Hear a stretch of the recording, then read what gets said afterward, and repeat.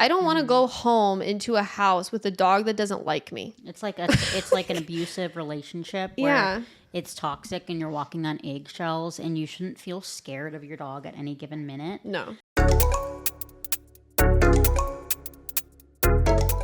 Hey guys, welcome back to the Miracle Canine Show with me, Michelle, and that's Bridget. Hey guys, I'm Bridget. Let me talk really quiet because that's how Bridget talks when we do our podcast. No, at least I'm demure. So small. So small. Oh man.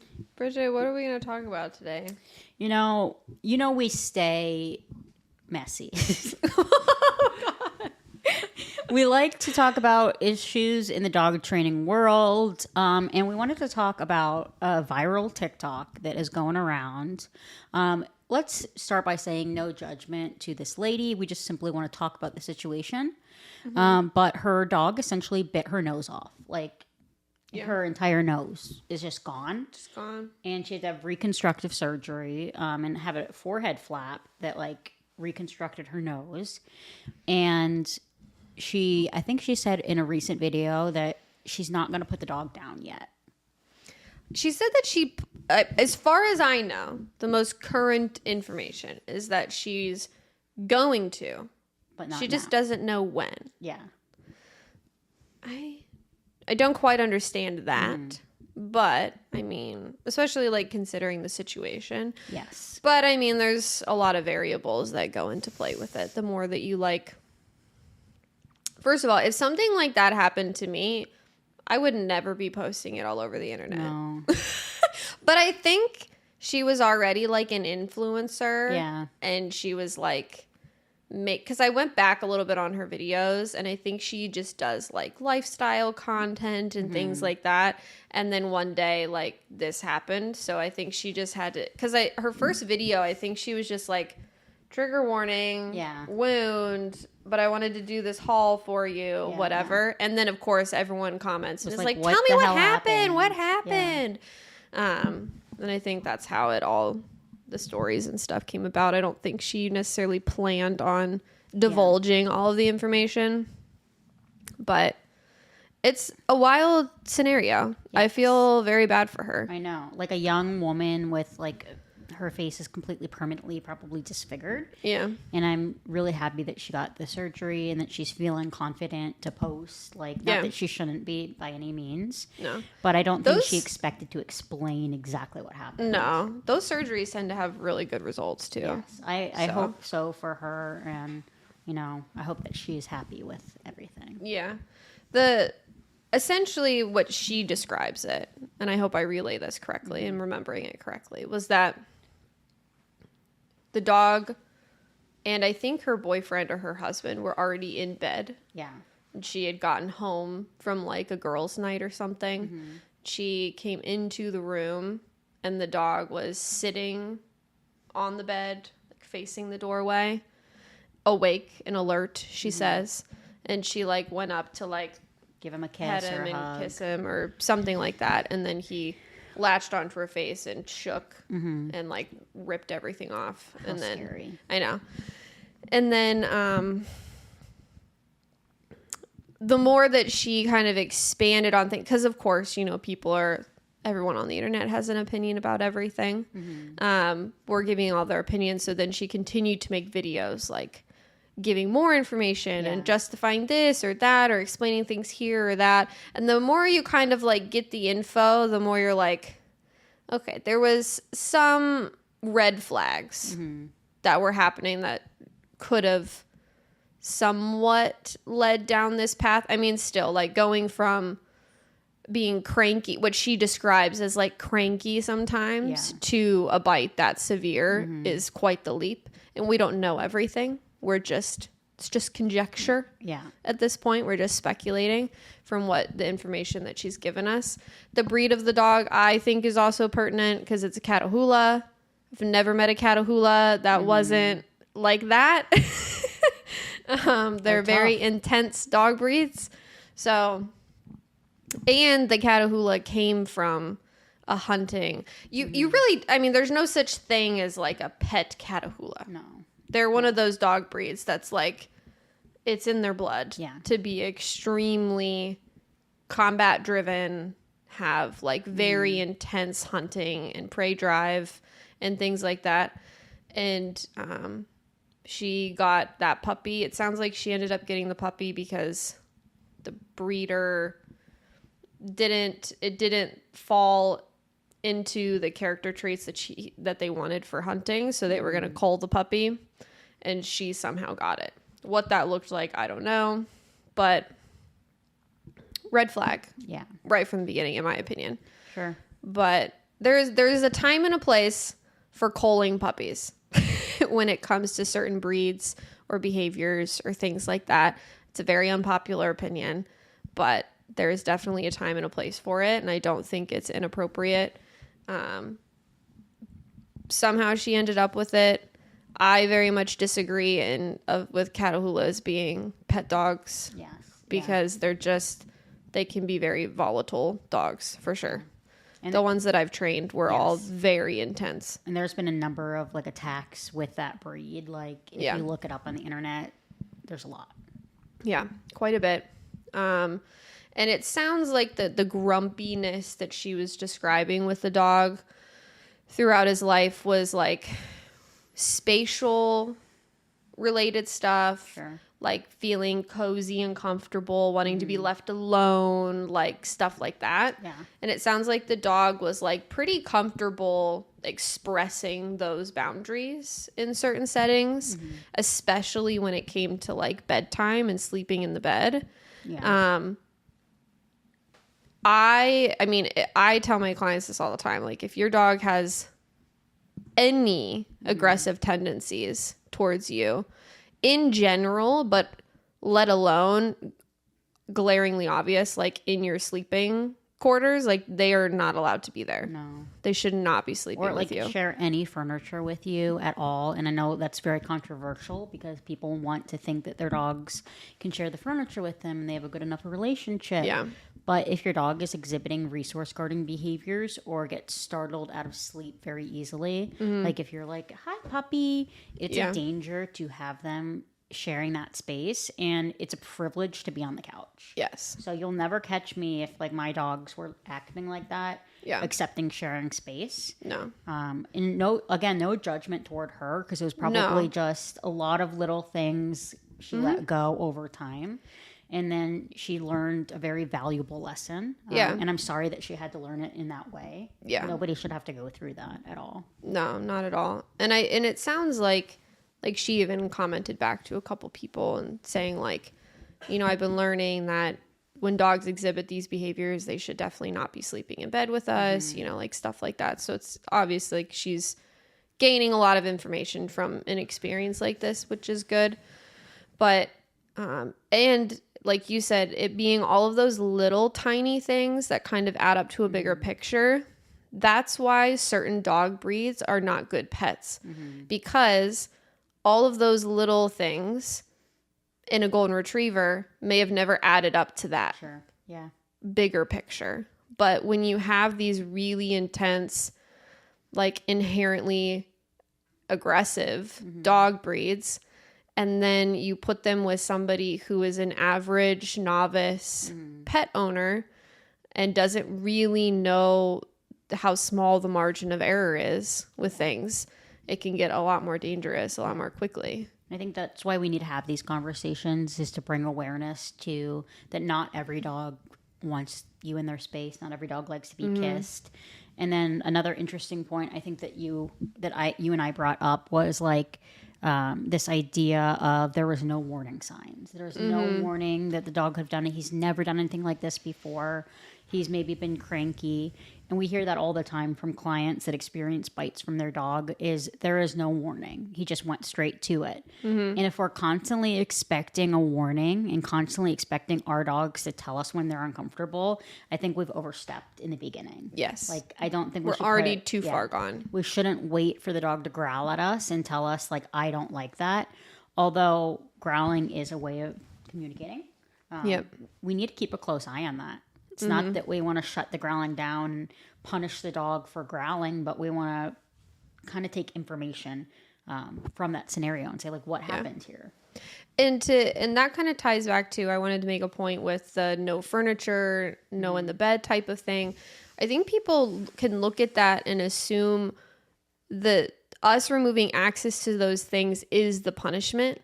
Like, we're somehow like, bad dog, you don't get to be on the furniture anymore. You don't get to come in bed with me and sleep, blah, blah, blah, blah, blah. We're not removing those things to like make a point with the dog. We're removing them so that the dog is never in a position where something happens that is catastrophic. So it's like, if I know that the likelihood that my dog, well, if you have a dog who doesn't like sharing space when they're resting and they're comfortable, why would you allow them to be on furniture that you commonly will go to and use? Like if you sit That's down. constantly going to irritate them, right? Rather than make them lay on the floor or in a dog bed or something where human is not going to be constantly up in their grill all the time when they're in those spaces. So the likelihood of conflict is going to be drastically lower. Like when I go into bed at night, my dog is sleeping in a crate somewhere rather than in my bedroom. And then, because she said she would regularly come in, I remember her distinctly saying, and he would be up sleeping where her pillow was, like way at the top of the bed, and he would growl at her. And she'd have to like tell him to move and get to the bottom of the bed. And he would do it, you know, but he was growling and all that kind of stuff. And it's like, if that stuff is happening, like, no, get out. You don't get to be in here. Like, this is my space. So I think that, again, it's unfortunately just another situation where there were warnings. They just weren't in that moment. They were just in other areas. And when you have, again, a breed who, when they do finally act on an aggressive tendency, the severity of the damage that they inflict is extreme. Because that's how they're wired. You know, so it's like, again, a different dog breed may not have done the amount of damage that that dog did in that moment. But through all of those little moments where he was able to gain a sense of control and power over her, he had no problem in that setting really setting a super hard boundary of like, get the fuck out of my face. And like you could maybe he was partially asleep. Maybe, you know, you could come up with all of these things, but again, that still could be countered with, he probably shouldn't have been in her room in the first place. You know, all of those different things. And it's very natural and normal for people to want to kiss their dogs and show their dogs affection. And we're not by no means like discrediting that or saying you absolutely shouldn't do it. But if your dog is displaying that they clearly don't like it and they're uncomfortable with touch, and we're continuing to push those boundaries and continuing to give affection because we want to give the dog affection. And we're like, I love you and I want to kiss you. And then the dog is like, I hate this and I feel like I have no choice but to be super firm with you and set the boundary. And I can guarantee that that lady is probably never going to kiss her dog like that again. I hope not. I hope not. Or a lot of people in the comments were like, it's not the dog's fault. It's the human's fault. Here's where you get into that murky area of, yes, if we're just looking at this situation, was this situation avoidable? Sure, probably, right? If we're looking at all of the variables and we're like, yeah, as soon as these dogs started displaying these behaviors as a trainer, I can look at that and be like you said, no furniture access, not sleeping in your room. And could that have avoided, you know, this situation happening? Sure, but it didn't, okay? What's happened has happened. And so the damage has literally been done. And it's not that like, you know, the old saying of like, once a dog has tasted blood, they're never going back. It's not that, but it is. They're not like a vampire. No, but it is that now he's done it. To do it again would be easy. Yeah. It would be easier. You know, once, especially because in that situation, there were no repercussions. Yeah. It was extremely effective. And I'm not expecting her to have been able to do anything. No. I'm not saying that. I'm just saying that realistically, he was successful. It worked. It accomplished what he wanted in that moment. And so now moving forward, he's like, well, why not I could probably just do that again. Yeah. It's just so much easier for them to rehearse that behavior. And truly, like, the hard discussion is keeping a dog alive that has that severe of a bite. Yeah. It's really just complicated. Like, in my opinion, it shouldn't be alive if a dog can do that much damage. No. And I think, again, it goes back to prioritizing, like, dogs' lives over humans' lives and human safety. And it's like this weird, like, thing that people do. Yeah. And there's probably hundreds of comments like, don't euthanize the dog. He didn't mean to do it. Like, I don't care. Yeah. Ultimately, like, I don't care necessarily what his intention was behind doing it. He did it. It happened. That was severe damage. If that truly was the first time he's really bit, that's massive. Yeah. Like, that is a very severe bite for a first bite. And so he's got to go bye-bye. Yeah. Like, because you're not looking at the whole picture. She even also says in one of her videos where she's almost, because again, I think she knows she has to euthanize him. She just is having a hard time coming to the terms with doing it. Yeah. I really hope she still does. I really think that is the best decision. Also, he's 11 years old. He's lived a long life, you know? So, like, there's a lot of factors in that. But she's even said in her video, she's like, I mean, we can't travel anymore. We can't expect people to watch him. She's like, I used to have friends that would come over and watch him. We can't. So there's like a million things that play into that where it's like, you're looking at this too, like, simplistically to say that, like, oh, the dog didn't mean it. It's not that big of a deal. Don't put him down. Okay, well, are you going to come over and watch him and take care of him when she wants to go on vacation? Yeah. Or if there's ever a discussion of children in the picture, that dog is not safe to be around children whatsoever. No. And it's quite frankly very selfish to keep a dog alive because we feel bad to euthanize it when it has actively shown us that it is unsafe to be alive. And there's also situations where maybe he has a brain tumor. Maybe he has, you know what I mean? Like, it's a neurological thing.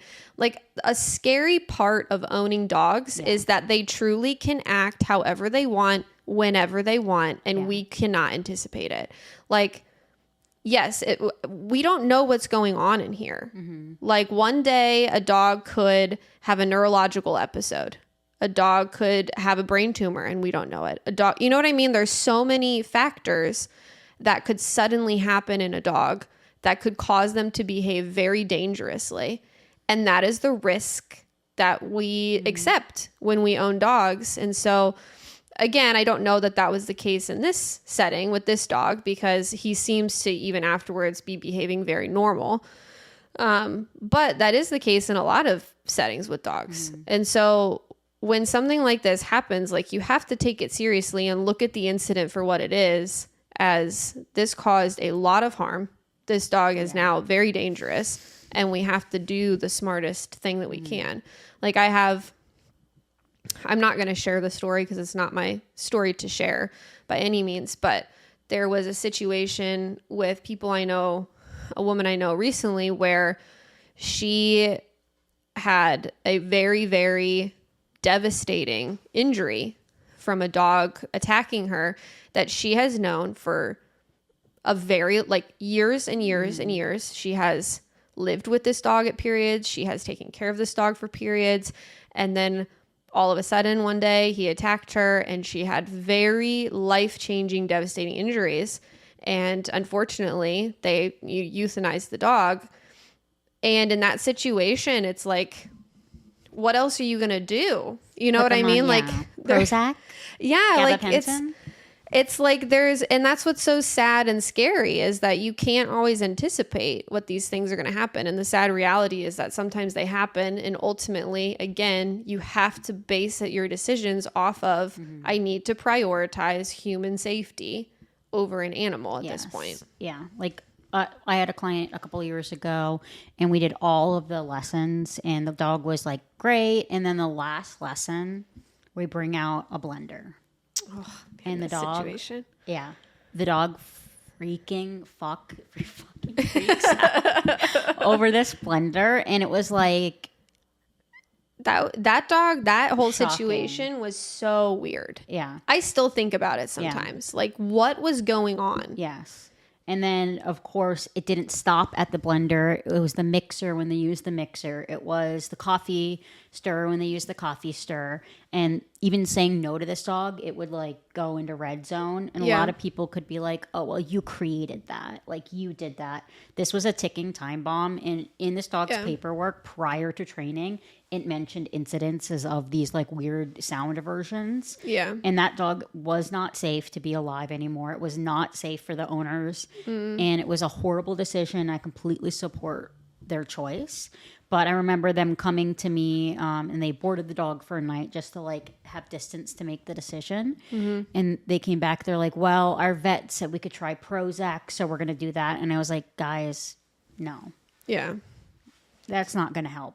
Like medicating a dog like your vet tells you to do, it's just like, it's not a solution. No, when your dog goes from hearing something to instantly attacking whatever is closest, because that's what he was doing. Yeah. Like full attacks. Like you had to choke the dog off to get him to stop. It wasn't like a quick bite and tag or something real small and simple. Like he was fully trying to maul whatever was closest to him with extreme damage. Like that is not something you play around with at all. Because it's unpredictable. It is. Because like you said, it was like, oh, the blender, but now it's the mixer and now it's this. And then didn't it even spread to where they would even open a cupboard that he thought maybe it was going to have that in there and he would do it. Or the toothbrush, electric toothbrush at one point. Like it's just, that stuff is he was so unpredictable with those things. And like you could talk about like, oh, counter conditioning and correcting when he does that. But it was becoming too broad to narrow down what was going to trigger him. And ultimately he was not a safe dog because his triggers were unpredictable at that point. Yeah. And it was an extremely painful situation that literally altered my brain chemistry as a trainer. Yeah.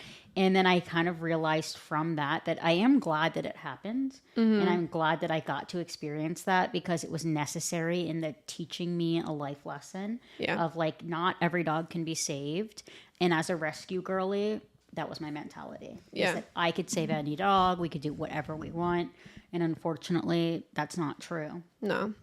I had a situation years and years and years ago where the clients ultimately decided to euthanize the dog so they started training because the dog had bit the woman on the face.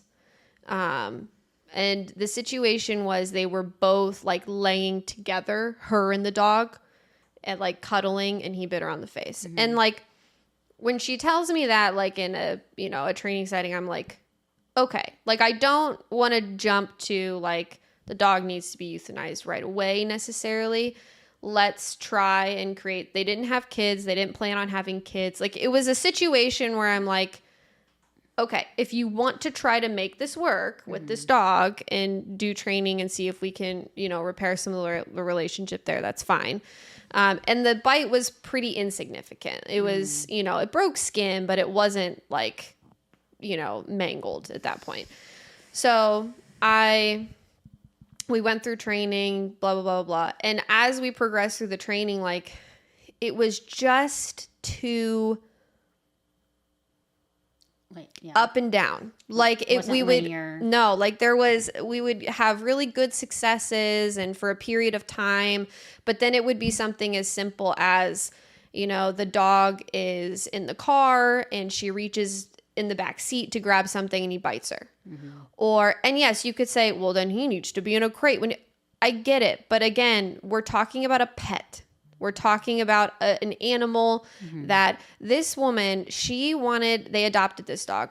She wanted a dog that she could take everywhere and do things with, that she could just have like a dog who liked her. Yeah. Do you know what I mean? And like she deserves that. And she deserves that. And that's part of it where it's like, yes, like, could they have done all of these little ins and outs to make something like this work? Maybe. But at the end of the day, she didn't want that type of dog. And it was a lab mix. You know what I mean? Truly a lab mix. There was no reason why, it's not like she went out and she got a Cane Corso and now she's mad about it.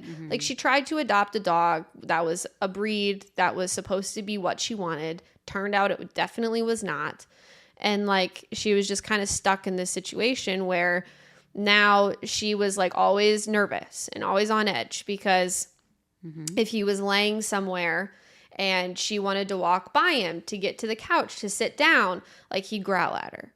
And then like, it was just stuff like that where it's like, he bit her a number of times for, yes, you could say they were predictable in the sense that like, he truly just didn't seem to like her, which is just sad. He just didn't seem to like her. He never had these issues with the man in the relationship, but unpredictable in that it was always a different setting or trigger or anything like that. And so ultimately, like, of course, like, I always support people's decisions and I still support their decision to have euthanized them. But it's just like, again, people are allowed to prioritize like their own peace of mind. I don't want to go home into a house with a dog that doesn't like me. It's like an abusive relationship where it's toxic and you're walking on eggshells and you shouldn't feel scared of your dog at any given minute. No. And that's not fair. Like, the people that I described about the blender ended up making the choice to euthanize the dog, which I very much support. And then they have a new dog, and he texted me like not too long ago, and he was like, we love this dog and it's so much better for our lifestyle. Yep. And they can kiss the dog, they can do things with this dog. Yeah. And it was never a matter of how much they loved the dog. No. Or how much work they put into it. It was the dog that they had previously was unstable and should have been euthanized. Yes. And shaming people for euthanizing their dog is just what keeps dangerous dogs alive. Yeah, it's crazy. I don't know. It's very scary how much people underestimate dogs and what they're capable of and what they can do. Yeah, it really is. And it's a sad, tough conversation. And it's hard to love a troubled dog. It really is. It's hard to have that relationship. And it's painful to make choices. But ultimately, like, do what you think is best for the safety of everybody around you. Mm-hmm. Yep. What other things could we talk about, Bridget? I don't know, guys. I guess we're shooting off the cuff today. Yeah. Shooting from the hip? Yes. Is that what they call it? Yes. Yep. Hey, guys. What's up? Hey, we're just going to start a new... No, I'm just kidding. What are some of the new dogs that you have coming in for board and trains? Well... And what are their issues? We're booming on board and trains right now. You really are. We are booming. I say that crying. And we have a lot of different issues we have a little Chihuahua. His name is Poncho, and I love him. Poncho. He's great.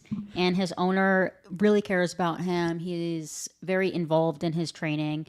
And on drop-off, he's like, I'm really nervous about this. Like, I'm nervous to drop the dog off. I'm nervous about the shock collar. I'm nervous about this. And when clients, I love when they share that with us because it should be addressed. I don't want you to feel like we're going into something that you're not familiar with. And I was like, what about the collar makes you nervous? And he was like, I don't know. I just don't want his personality to change. I don't want him to be a robot. We love his personality. And nobody's out here ever with the intention to change your dog's personality. No, so, not at all. We explained that. I don't know who's making that up. Yeah. that it changes and turns them into a robot. Yeah. Like, that's but it's not true.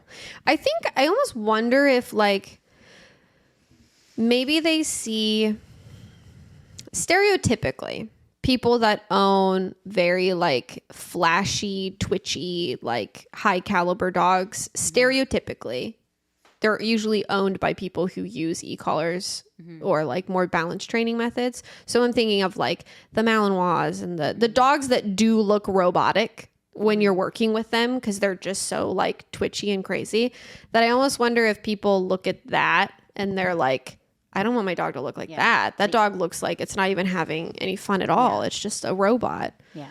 Or I'm sure it's just a fallacy made up by the force-free community that we're just suppressing and changing dogs' emotions. Yeah, it's not what happens. And this Chihuahua has crushed it so far. We've done a lot within this first week, nail trimming, which they were never able to do. And I let the guy know, I said, I did his nails today. And he said, we usually have to sedate him. I can drop off medication. And I said, no. We're not doing that. We're not dropping off any medication. No, he doesn't need that. No. He was just having the time of his life today in a social. I know, yeah. He was being so cute. He's a good boy, you know. Yeah, and then the tiny little guy all the way up to Max. Yes. The Roddy. We have a massive Rottweiler that did not make our first day with him very easy. No, he did not. His owners are great, wonderful. They're very committed to his change. But he gave us a run for our money on that first drop. Very dominant. Very, very dominant. There's that dog. trigger word that people hate. Yes. Dominance. There's no such thing as dominance. Then you've never met a Rottweiler. Yeah. There's no such thing as conflict between dogs. Like, dogs don't like conflict. Have you met a Rottweiler? Have you met a Rottweiler these days? This oh my dude, goodness. 165 pounds. Speaking of, don't forget the nail trim. Yes. With the Roddy. Dude was like, he was bad. Very controlling. He's a bully. He uses his size to his advantage. He is a bully. His owners admitted to being scared of him at times. We got him in. We did a lot the first day. We had to muzzle him. Absolute meltdown over getting muzzled. We had to use like our hands-free method of muzzling where like we had 2 leashes on him. He was like essentially cross-tied in the middle.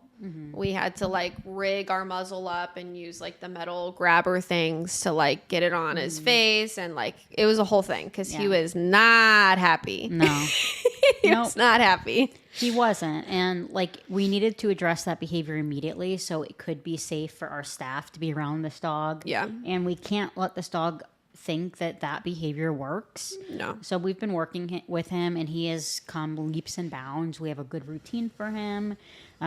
Still a long road ahead of us, and dogs like this need a lot of training once they do go home, and it's going to take the owners really like committing to a lifestyle change. Yes, absolutely. Yeah, so you've got quite the variety of dogs right now. And we love it. You know, it's a good experience to work with these dogs. It's good to work with different breeds and different temperaments. So we're enjoying him. Mm-hmm. My little guy that I have right now is little Barrett. Oh, yeah. Well, actually, I have Noodle, too. I have a little guy named Noodle. Barrett was the best. Quite the dog. Yeah. Yeah. Both him and Noodle are kind of similar. They're just like, they're feisty little guys. Noodle is more of an opportunist where he likes to take the cheap shots. So, you know, he'll like run after somebody and nip at their heels and bark at them and stuff. He's just terrified of everything. But he's been doing better. And then his owners, they take him to their business a lot at the office. He terrorizes their employees. So that's what we've been working on. Yeah. That will do it. Yeah. And then Barrett is, his big issue was he would like go and seek out affection from people and like want to cuddle up on their lap and stuff. And then they'd be petting him. And then all of a sudden, like 5 minutes later, he just bites them. Yeah. Like a cat. He said, actually, I'm done with this now. Yes. Stop. Mixed messages. Mm-hmm. Which it's funny because you could look at that and be like, he's seeking out attention. Why does he then all of a sudden become aggressive with it? And I find that to be relatively common in dogs that also do a lot of other like demanding behaviors. So he does a lot of the like barking for attention, pawing, like very controlling behaviors because you're under his thumb. He thinks that he can do with you whatever he wants and you'll just respond however he wants. On his terms. Everything's on his terms. So when you look at it that way, for him to then be saying, I want attention. Okay, now I don't want attention. Like that makes sense, you know? So we're working on those things. He's been doing good. A lot of reactive dogs. Always reactive dogs. Yeah. We're in our Rottweiler wave right now. Pray for us. Yeah, I was supposed to get a Rottweiler today to start, but they had to reschedule their first lesson due to the bad weather. So sounds like a lot of similar behaviors to Max. Maybe not as severe, I don't know, but similar. So. I have yet to have a Rottweiler sign up for training that wasn't aggressive in some way. I had a puppy Rottweiler a long time ago, and she's great now, but she's a Rottweiler still. Yeah. And even as like, I want to say she was like a couple months old in our first session, she was growling at me, being nasty as hell, and we had to have a talk with her. And she's grown up to be a wonderful young woman, but she's still a Rottweiler.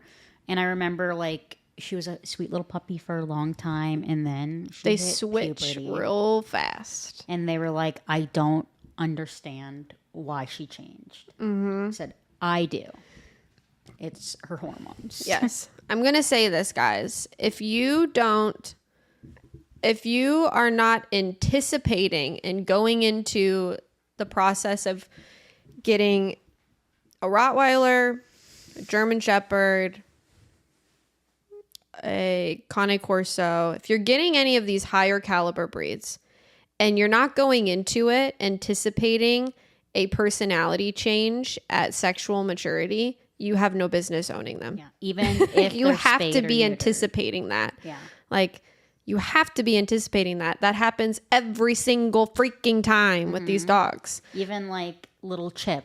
Like, we absolutely adore this Dalmatian that comes to us. And I told her right from the beginning, I said, Dalmatians have a pretty high likelihood that they're not going to do well with the same sex of dogs as he gets older. And what happened? Yes, exactly that. He said the one day in a social, and we were anticipating it. So we were ready for it and just seeing. I said we could get lucky and maybe he won't be one of the ones that has that, but I would be surprised. And then all of a sudden in one of our socials, he went after another intact male. And I was like, there it is. And then it happened again. Yeah. And it bled over into some of our training. You know, nothing that we can't work on or work through or manage properly, but like such a shock to her, I think. Yeah. Where her sweet little baby puppy, he was really cute. He was cute. Just kind of changed and grew up. And I think you had the same experience with Snoop recently. It's like Snoop was the sweetest little angel, loved playing. Yeah.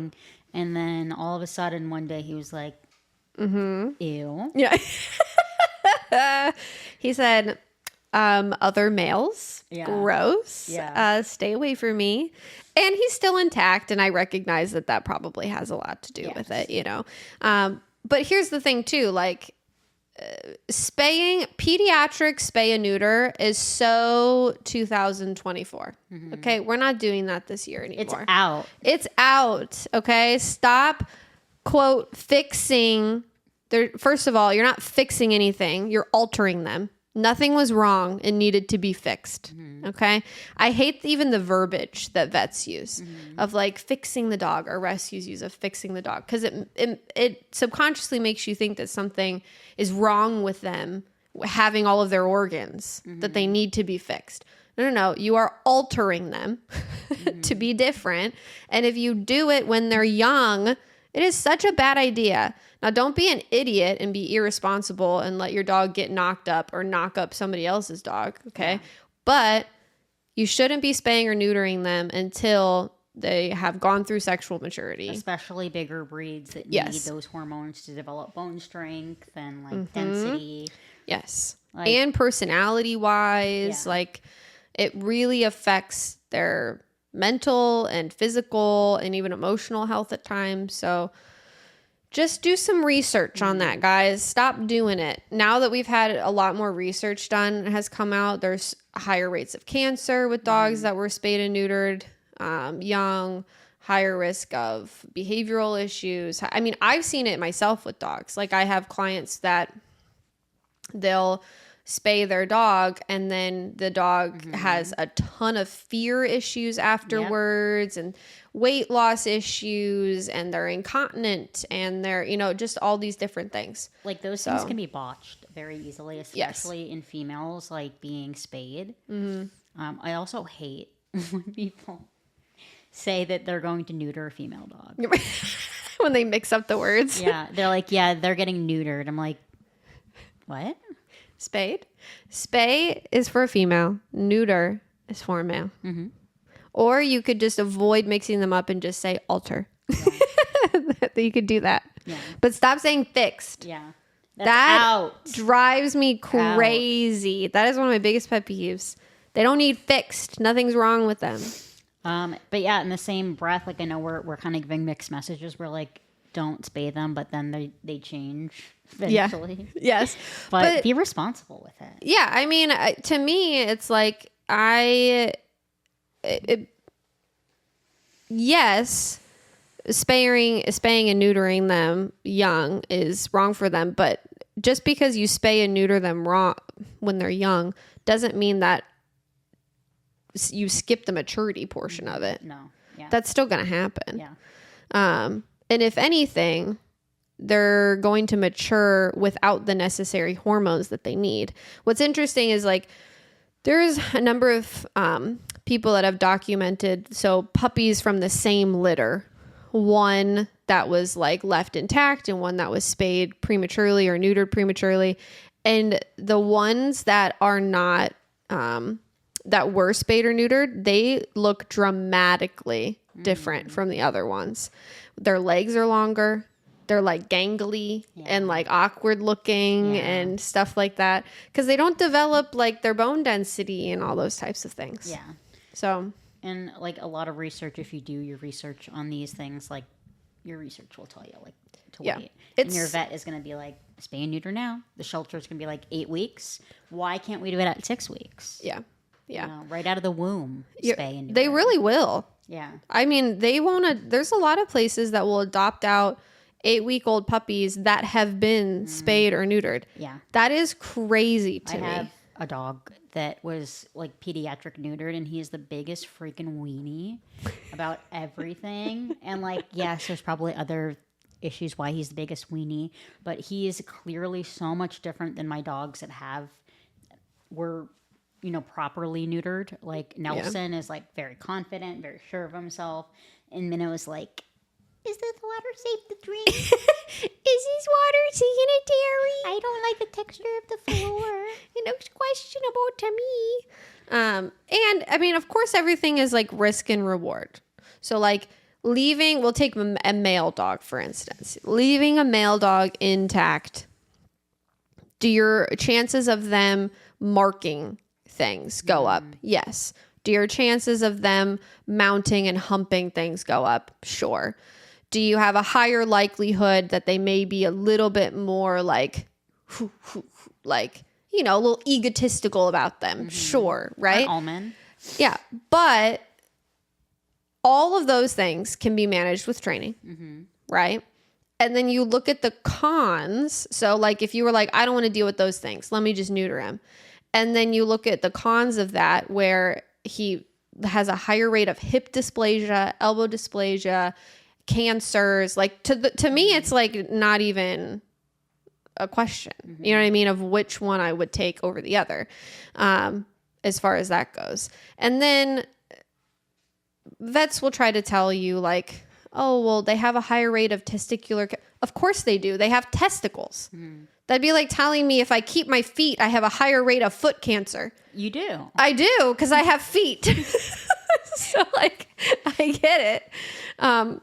With females, you do want to spay females at some point. Yes. If they're not going to be bred, you do want to spay them at some point because the older they get, left intact, the risks of them staying intact start to outweigh the benefits of it at that point. You do kind of see an inversion as they get older because of reproductive issues and pyromitra and like all that kind of stuff with females. But usually you want to do like a heat cycle or two before you would spay them. Exactly. Yeah. But yeah, so like obviously we're not vets. We know that. Okay. But I'm drawing from my very large pool of dogs that I've interacted with over the years. I can gather some actual, sure, it's anecdotal data of how dogs behave at certain points with spaying and neutering and all that stuff. And there's actual scientific studies that you can draw from now at this point too. But like single-handedly thinking that neutering or spaying your dog will fix your behavior issues is so outdated and like stupid. Like, it won't. It won't. To say that neutering a male, you have to neuter a male or else they'll become aggressive is the biggest fallacy I've ever heard. Okay. Because if anything, it's the opposite. Because what is the most common type of aggression in dogs? Fear aggression. What causes fear and instability? Lack of testosterone and hormones. So when you're cutting off that and they don't have it, to me, that's when you're going to get resource guarding and fear and all of that kind of stuff, which leads to the aggression because the dog is insecure and doesn't really have the confidence to have good discernment. If you leave a dog intact, they're so much more confident. It's bad. It's like, it's crazy how much more confident an intact dog is. And so you're not going to have those same hormonal dips at that point. Yeah. Hormones can be crazy, you know. They can be very essential to everything in your dog's development. Yes, they can. How do we even start talking about that? I don't know. I don't even know. Yeah, I don't know.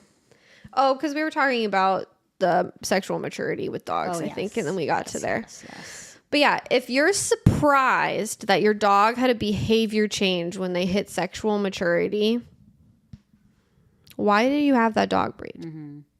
Don't get a dog like a Rottweiler and a Shepherd and all these ones and expect that their behavior as an adolescent is what is going to be when they're adults. Yeah. It will not correlate at all. And I'm sure like there's some cases where it's totally fine and dogs don't go through that. Like, good luck. I mean, best of luck to you in that situation. Right. But reality is reality. Yep. And the theme of today was don't keep dangerous dogs alive because you feel bad to euthanize them. And fix. No. Alter. Don't fix. Alter your dogs when you feel like, you know, they've grown. Don't be bullied into it. Yeah. There will be a lot of vets that will tell you should. There are just as many vets who would tell you shouldn't and agree with waiting until they're older. So this is something that even within the veterinary community is a little divisive. And I think it's just where their priorities lie. A lot of vets prioritize low population and they don't trust people to not Which they shouldn't. create unwanted pregnancies. Yes. They don't trust people to not do that and be irresponsible with their dogs, which I get. But I wish maybe they would trust their clients a little bit more and just try to educate them. I think like working in the shelter community for so long, I saw like what it was like to work with the public, and there's a lot of miseducation on that side, which led to a lot of unwanted pregnancies, which allow breeds like really unstable dogs. Yeah. So it's okay. Yeah. Which also, why, I think I've said this on the podcast before, why do rescues not abort pregnant moms? They do, but they're not going to like outright say it. But puppies are a lot of money. You can charge like a rescue can charge $300 to $400 for adoption fee for a puppy because they're so desired. And it's a sad reality, but I do think that they do it. I just don't think it is they're not going to say like, we just had a doggy abortion. Well, no, but I see so many rescues where they're like, oh, this pregnant mom just had her puppies. Bottle babies, like. What? Why did you let them stay alive? Yeah. You always Money. you complain about there's too many dogs, there's too many dogs. And then when you have the option to like ethically do some population control by aborting an unwanted pregnancy of dogs, they don't do it. No. And that's like, They want some money. yeah, it's a lot of money drive. Yeah.